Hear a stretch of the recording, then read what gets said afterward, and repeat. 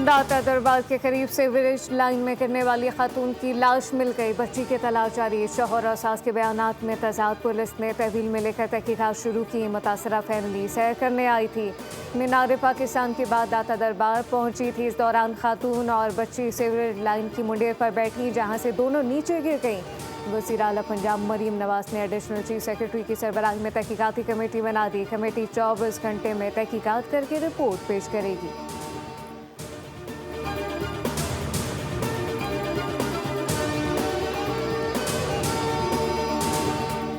चौक server शहीद लिया road पर खौफनाक ट्रैफिक हादसा। 2 मोटरसाइकिलों पर सवार तुलबार ट्रेलर की जद में आ गए। हादसे में 5 तालिब इल्म मौके पर जान बहक। रेस्क्यू टीम के मुताबिक हादसे का शिकार बच्चे स्कूल जा रहे थे।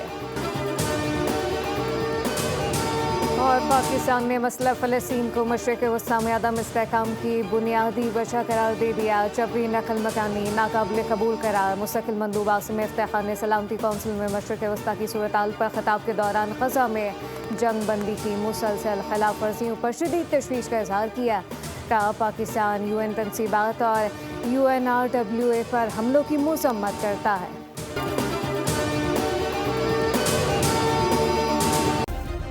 सब्सक्राइब करें और बेल दबाएं ताकि कोई खबर रह न जाए।